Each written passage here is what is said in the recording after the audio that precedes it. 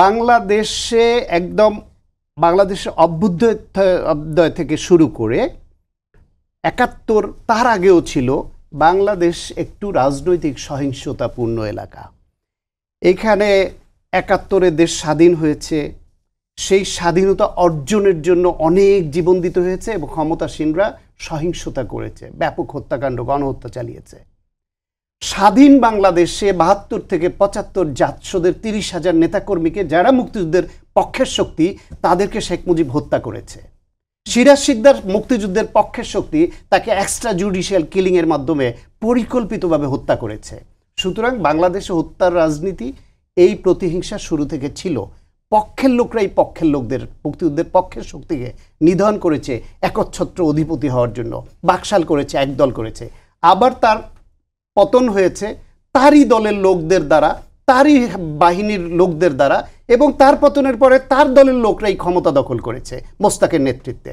সুতরাং ওইটা এক ধরনের সহিংস আচরণ, ওইটা এক ধরনের সন্ত্রাসী কর্মকাণ্ড, খুনোখুনি। জিয়াউর রহমান হত্যাকাণ্ডের শিকার হয়েছে, এরশাদ ক্ষমতা দখল করেছে, এরশাদের বিরুদ্ধে দীর্ঘদিন আন্দোলন হয়েছে, এরশাদ মানুষ মেরেছে, এই আওয়ামী লীগের বিএনপির অনেক নেতাকর্মীকে হত্যা করেছে, বিশ্ববিদ্যালয়ের ছাত্রছাত্রীকে হত্যা করেছে। সেটা এক ধরনের রাজনৈতিক সহিংসতা এবং একরকম আচরণ ছিল। বিএনপির আমলে আন্দোলন হয়েছে, বিএনপি আন্দোলন দমাতে গিয়ে বিএনপির পুলিশের গুলিতে মানুষ মারা গেছে।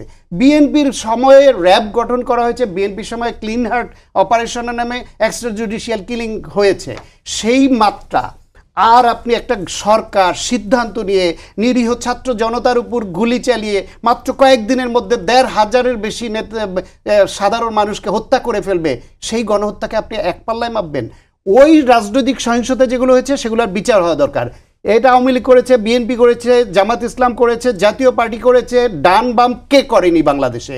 সেইগুলা বাংলাদেশের একটা রাজনৈতিক অপসংস্কৃতি, সাংঘাতিক ঘৃণ্য এবং অগ্রহণযোগ্য।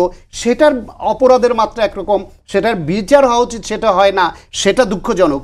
কিন্তু তার ফলে তার সঙ্গে মিলিয়ে আপনি একটা গণহত্যাকে, গণহত্যাকারীকে, গণহত্যার দলকে এখন পুনর্বাসনের বয়ান তৈরি করবেন, এইটা এই দেশে এত সহজ হবে না।